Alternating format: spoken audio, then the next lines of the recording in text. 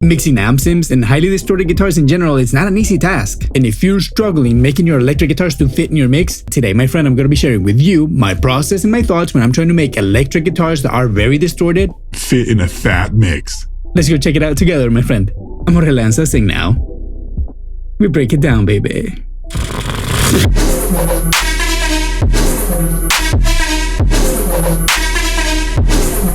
Alright, my friend, thank you so much for being here once again in another video. And today, like I was saying in the intro, it's all about mixing electric guitars with a lot of distortion. If you're making anything that has like very highly distorted electric guitars, this is going to be very, very helpful for you. Jorge, why is it so hard to mix highly distorted electric guitars? Well, my friend, it's because basically electric guitars is a bunch of noise. And since there's so much of it, the first problem that we see is that it's very hard to choose the things that you don't want in the sound, especially if you're listening to that guitar on its own. But when you're listening in context, some things just basically reveal themselves. So today, my friend, I want us to take this like that old saying that went, give a man a fish and that man will eat that night, but teach a man how to fish and that man will eat forever. So in that spirit, I want to share with you a lot of things that have been shared with me and stuff that I found along the process so that it's easier for you to get your guitars to fit in the mix.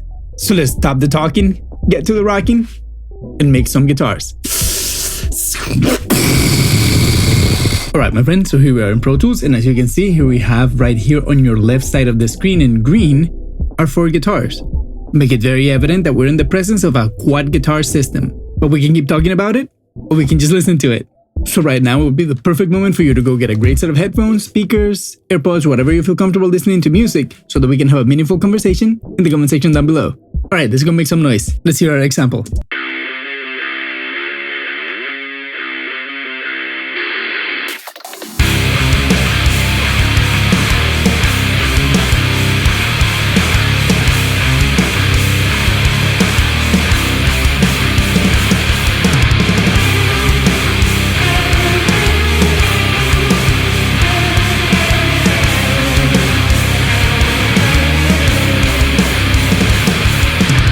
There you go, my friend. That's Two-Face by Linkin Park, or like my interpretation of it with a lot more bounce. Let me know in the comment section what you think about it. And of course, while you're there, remember to like, subscribe, and do all those cool little things that we like to do on YouTube. And enjoy this little bossa nova, my friend. I hope your day keeps getting better and better and better. Hey, now that we heard what it sounds like with my signal chain, let's hear the difference for an A and B with where we started and where we ended. So first, I'm going to start without the processing, and I'm going to bring it in, and it's going to be pretty apparent. Let's do it.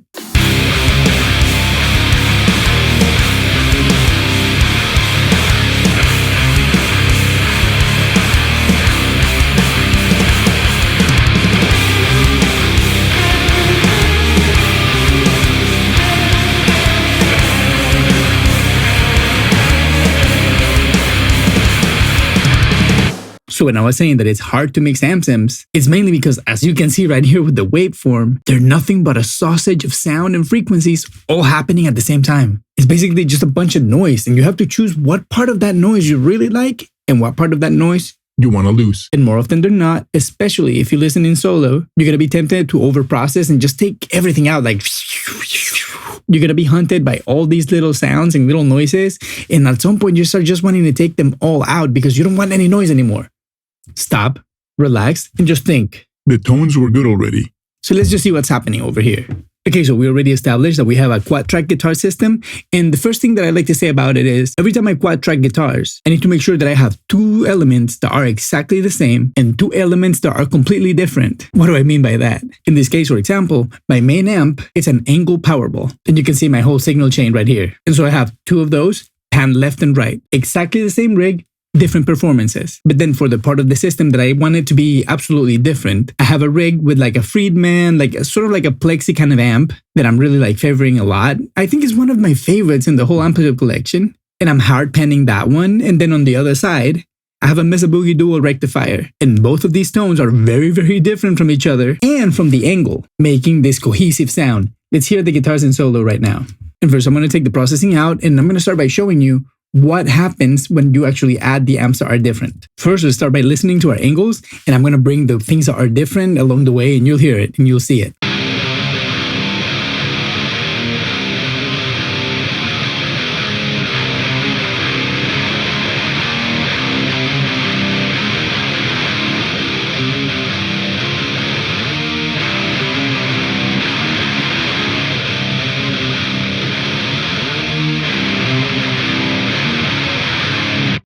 So as you can tell, these amps are adding like meat to the sound.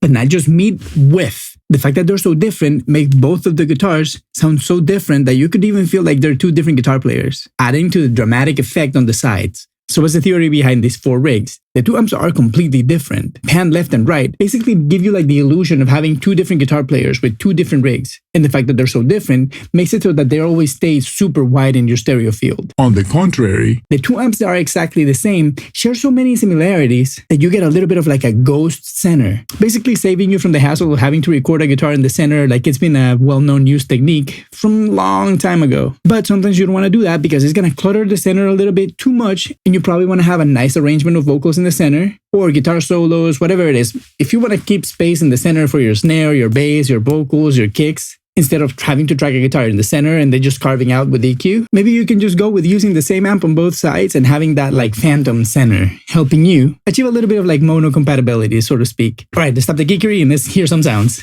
Okay, now we already established that basically the angle is my main amp, the thing that makes the sound feel like one guitar. so let's check how I'm processing it. And the first plugin in my chain is the NF575 by Mike DSP. And this is a plugin that I discovered recently, but man, was I missing out on one of the best things that I discovered this year, especially if you're trying to manipulate resonances in guitar amplifiers. As you can see, and it's pretty evident by now, it's basically a collection of notch filters. But what makes the NF575 so special is the fact that Mike DSP was so particular about choosing the right filters and the right phase combination to make sure that when you're notching all these frequencies out, you're not ending them with a bunch of like side effects and a lot of ringing all over the place. If you were to try to do the same notching with an EQ, for example, you will end up with many more artifacts than if you use this plugin alone. Let's hear a little bit what's happening.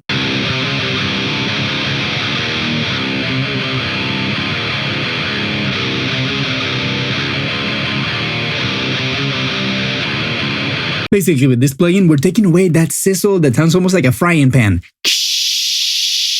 And yeah, maybe it does add something for the sound, but maybe for a different kind of song. In this case, I wanted it out. And the Mike DSP NF575 was the perfect tool for the job. Right after that, I have my main tone shaping tool, Fat Filters Pro Q3. And yeah, you might bash me because it's not Pro Q4, but man, I don't have the budget to be spending in another EQ. Pro Q3 is great, but if you believe that I really need to get Pro Q4, let me know in the comment section. Okay, so the first thing that I like to do when I'm using on guitars, and I know that I'm going to be using a little bit of low cuts and high cuts, I always switch the phase to natural phase. Not only it sounds better to my ears, but it avoids a weird like kind of spike that happens in your meters and your peak metering every time you do an aggressive low cut. So to prevent that artifact from happening, I just use natural phase because I know I'm going to be doing some serious high pass and low pass.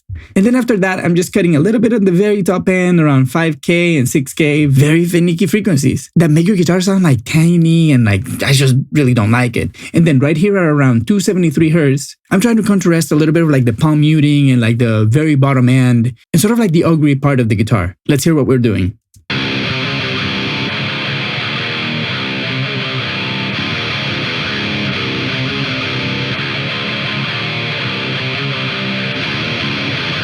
And as you can tell, this is not anywhere as surgical, but for some reason it feels way more musical to me. Let's hear the next plugin. Third on my chain, Waves Metal Filter. This is a plugin that I usually like to use on guitar parts that are just like with one string. For example, that riff on the intro. That if I wouldn't be using that sort of like radio effect, I would probably be using this on it. And it would excel. But in this case, I'm just using it because it has this particularly nice distortion, sort of like a fuzzy feel that thickens the mid-range in just like the nicest way. Let's hear it.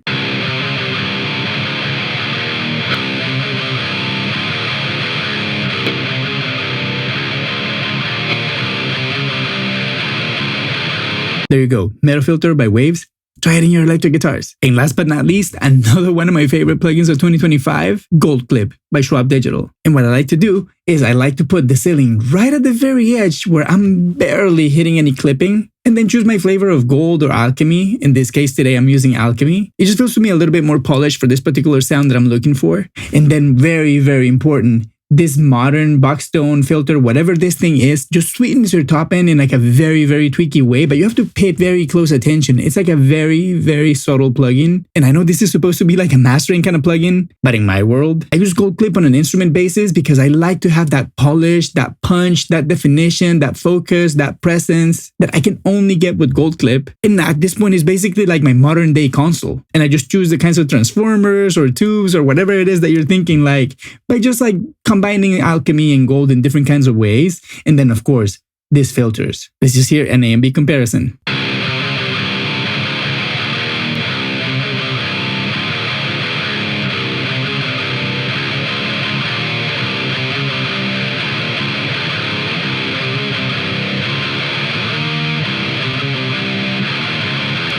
See how beautiful? It's just all of a sudden the sound gets like super, super focused. And it's admitted, it just sounds prettier. So now let's just hear a global A and B with all the plugins in and out.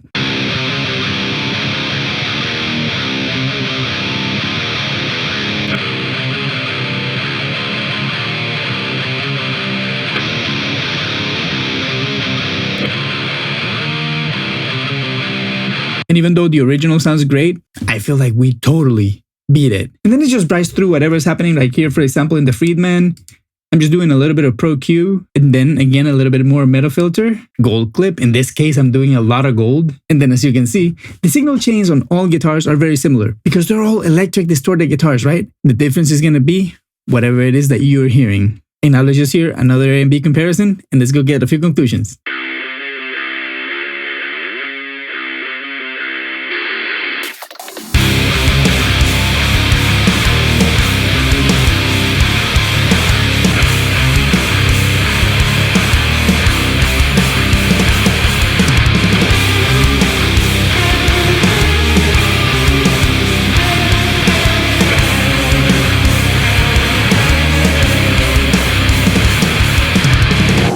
My friend, I think that was pretty cool to see. And it was also like very informative to me to like kind of like go through what I do in my process, because of course when I'm doing that, I'm just doing everything like instinctively. I'm not like overthinking anything. I'm just like, listen, is this better? Is it not? Is it better? Is it not? And you can even see like even in my EQ settings, you see that there's a few things that are just grayed out, right? Like this, for example. So you can see that there's a lot of things that I tried and they just didn't make the cut today and I just turned them off. And yeah, maybe I should be a little bit cleaner and just delete everything. But man, we're on the run. We're just doing our thing and we're just trying to move forward. But I'm not going to be doing cleanup right now. But you should. You should. And you too. You should be doing it too. And I feel like the biggest takeout that we can have from this is that the most important thing of it all is to start with a good sound. Because even though I have to admit it myself, the sounds were pretty good to begin with. Yeah, they might be a little bit noisy or whatever, but they had all the good bones within them. So it wasn't really that hard to just carve a little bit of what I didn't like about them. But other than that, my friend, it's been enough about me. I want to hear what you have to say in the comment section down below. And while you're there, remember to like, subscribe. If you can financially support me, smash that super thanks button right there. I thank you so much. And if you want to watch another video, go watch this one right here. I'll be waiting for you right there, my friend. Thank you and have a great day.